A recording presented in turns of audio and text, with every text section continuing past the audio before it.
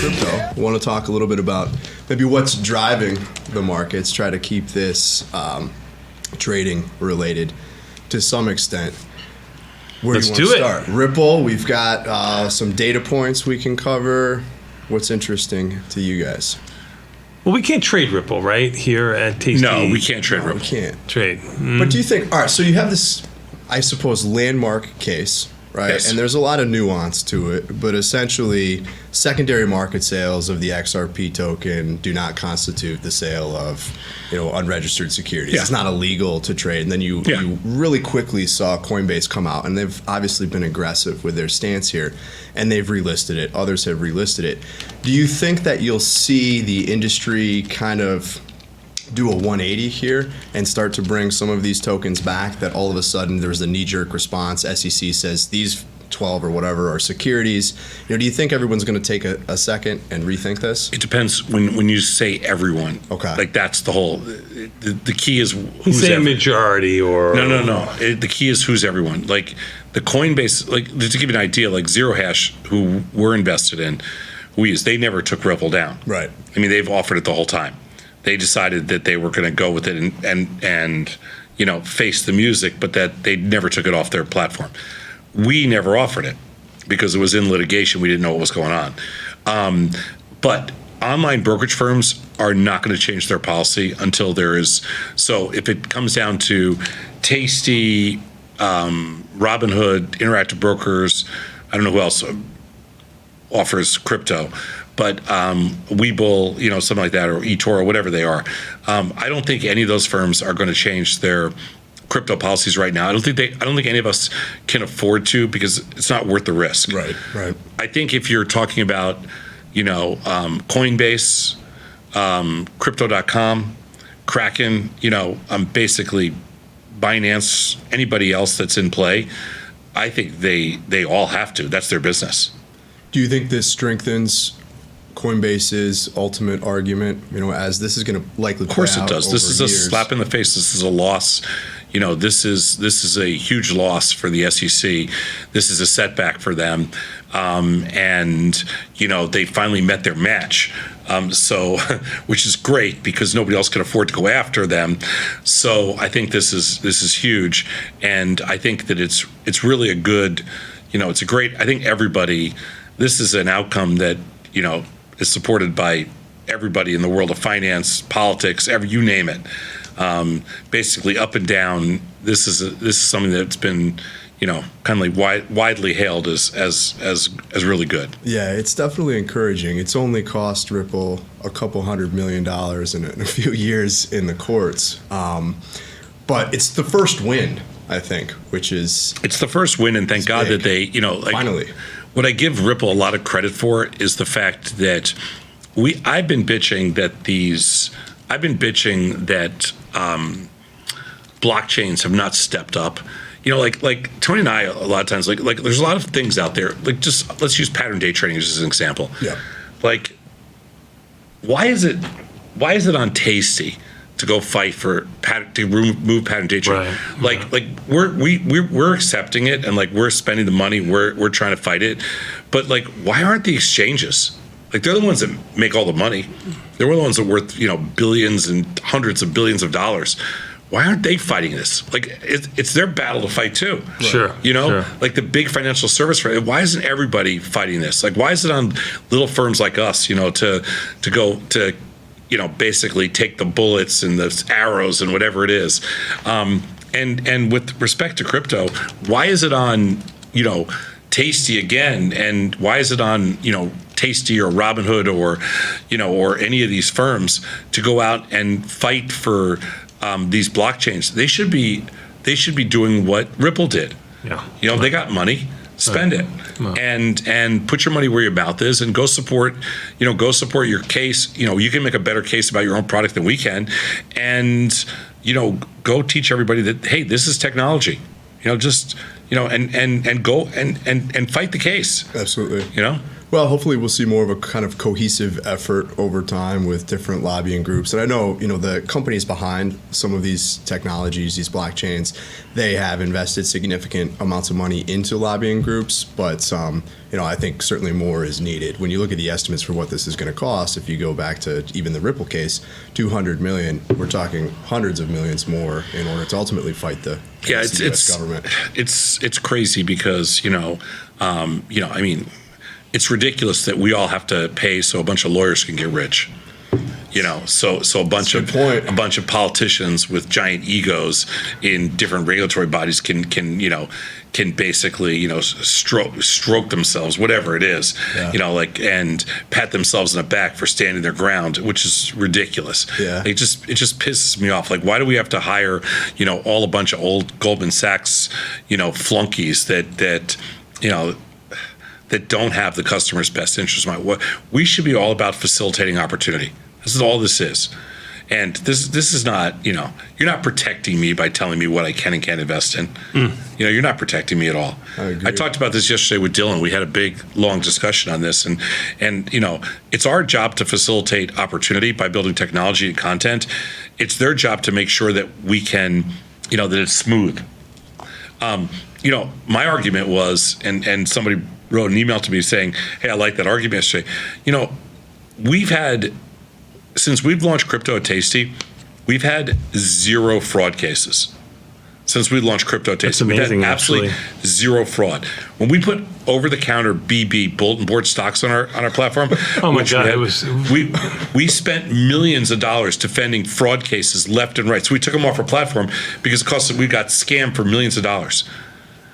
Like, why don't you go fight the pump and dumpers and the scammers and the OTC BB pink sheet stuff? Right. And crypto, they're so worried about protecting the customers. We haven't been scammed for 1 penny. Right. And it's not even that big. There's much worse things out there that. It's really kind of crazy when you think about it. No, I know, but I'm telling you, this OTCBB, just as an example, left and right scammers all over the world. Right. People Trojan horsing in, people putting in fake markets, people pumping, dumping, everything else. So we don't offer it on our platform. But yet, you can do it on Schwab, Fidelity, E-Trade, whatever. You can't trade crypto on those platforms. Right. But you can do the ones that are 100 times worse. At least, we're focusing on things where we have really tight markets and where there's no fraud. I don't get it. Customer protection, sure. Yeah. Well, following the announcement on Thursday, we saw everything just kind of rip higher. If we want to jump to the first but slide, you know what? It's already come back down. It has a little bit, but I think not a little bit. Well, if you're looking at the altcoins, that's the theme that I kind of want to point out, because I've been on here kind of trumpeting this idea that you've got Bitcoin dominance, so the market cap of Bitcoin relative to all other crypto, right around 50%. It's still hovering at those levels, though on a relative basis, when you look at performance, you've seen quite a bid in a handful of these things, maybe not surprisingly at all, when it's tokens like Solana that the SEC has previously come out and said, we think this is a security. Curious as to how you guys, from a trading perspective, would think about this, right? Because you do have something that typically is a strong honestly, correlation. we're long a lot of, and I shouldn't say a lot, we're long, a decent amount of Solana and ADA and Polkadot, and those are about the 3 that we would. We don't have any Doge or XRP. Okay. And so for me, it was a good week in those things. Obviously we made some money back. We're not up money, right, in any of those overall. We're up money in ETH and Bitcoin. We're down money in Solana and ADA, but we made back a lot of it. I think listen, the world's long these things. Nobody's short them. Can't be short them.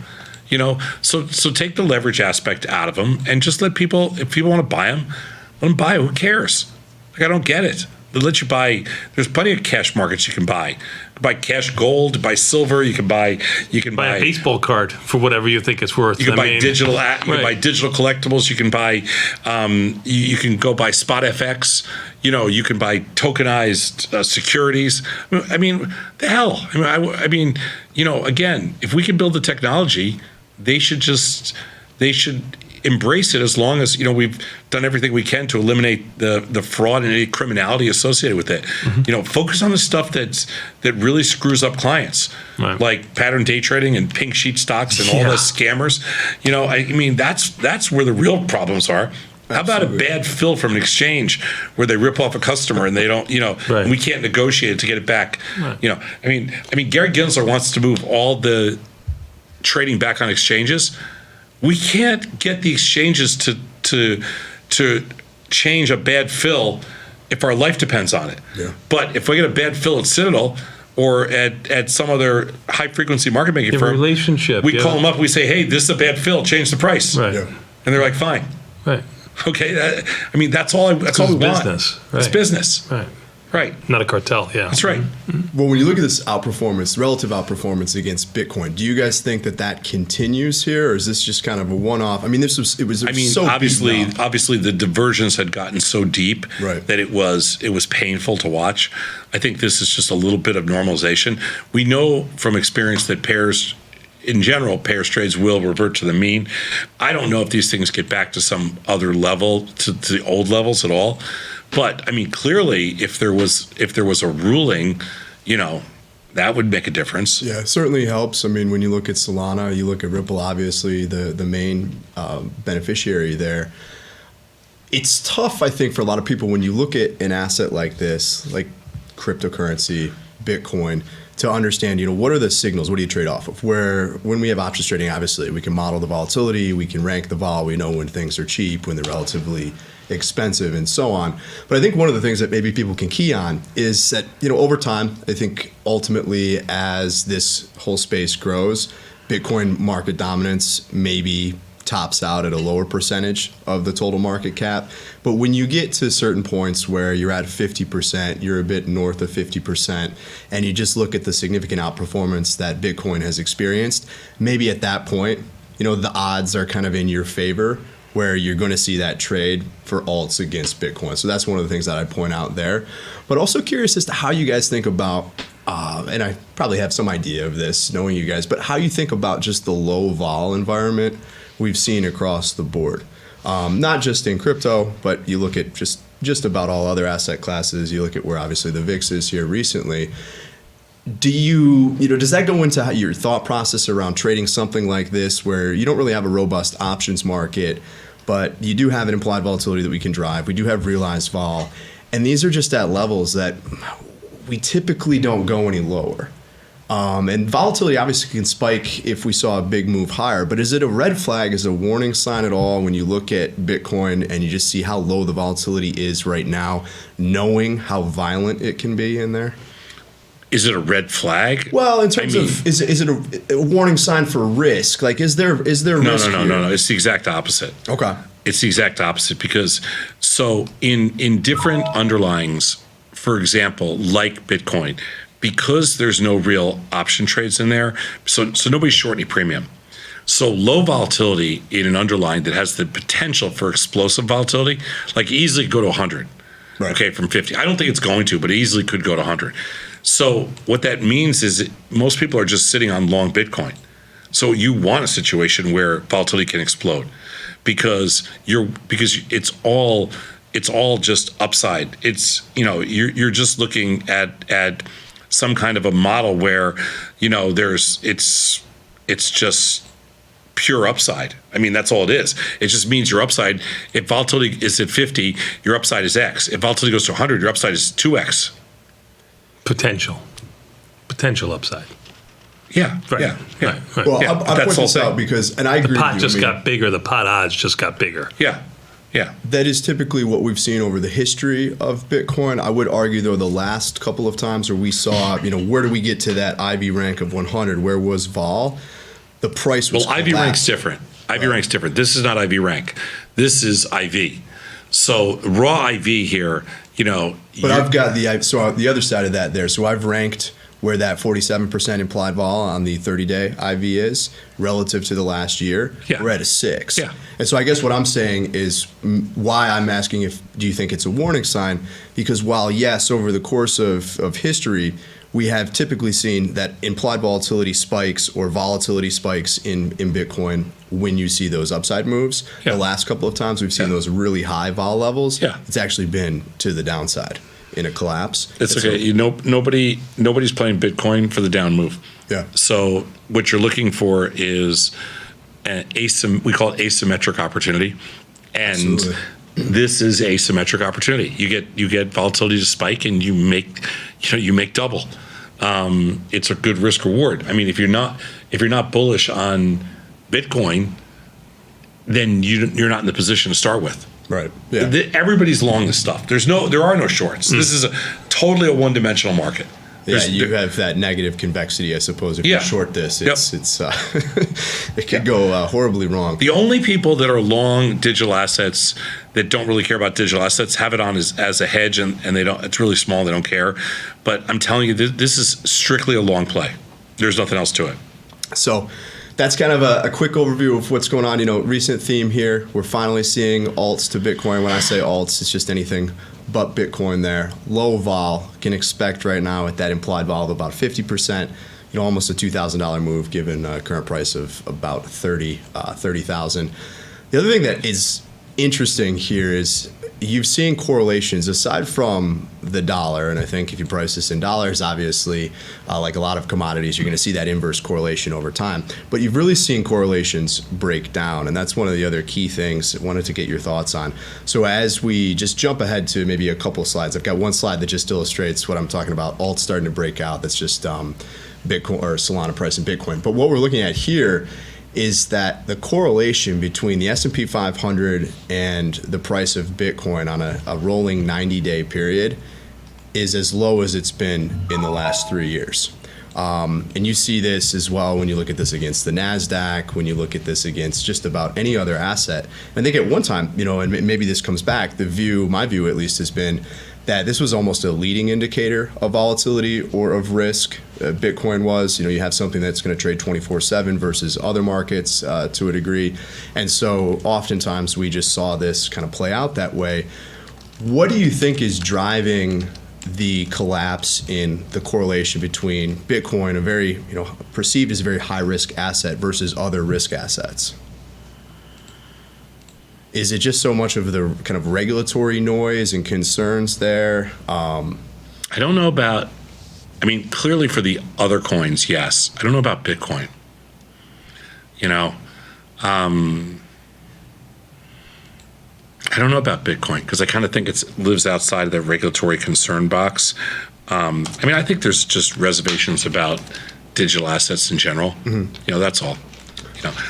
People get freaked out about kind of fad-like investments, like cannabis, for example, or maybe AI or things like, how much of a future is, crypto had its moments, and now everything's AI. Mm-hmm. And this crypto, I'm just saying, it's just, you should be with an AI firm is what you should be looking at. Yeah, I'm working on crypto that. AI. Now you got something. Future, or AI crypto. See, we didn't do a good job of selling. We didn't do a good job.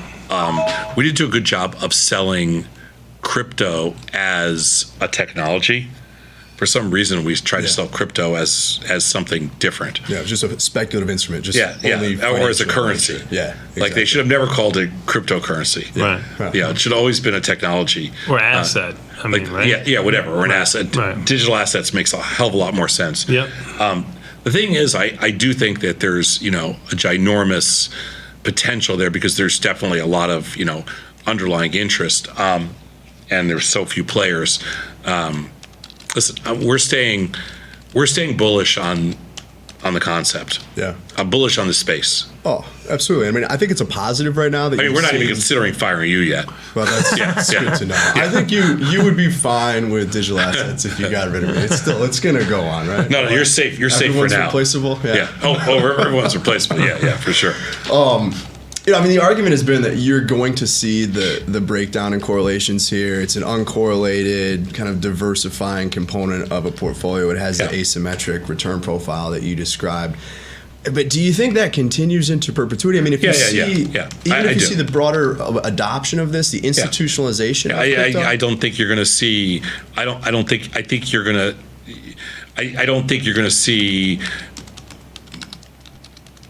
I'm not sure when you say broader adoption. I'm not sure. It's still a tiny. I mean, look, the entire crypto marketplace, okay, is a fraction of the size of Microsoft. Yeah. You know, we're talking about, you know, so it's, I don't know. Yeah, I'm just curious if all of a sudden, let's say you get, you know, just use arbitrarily a large amount, $100 billion of, let's say, we'll call it institutional capital that tends to be managed or moved a little bit differently than how others in the markets might participate, right? Maybe a little bit more rules-based or systematic.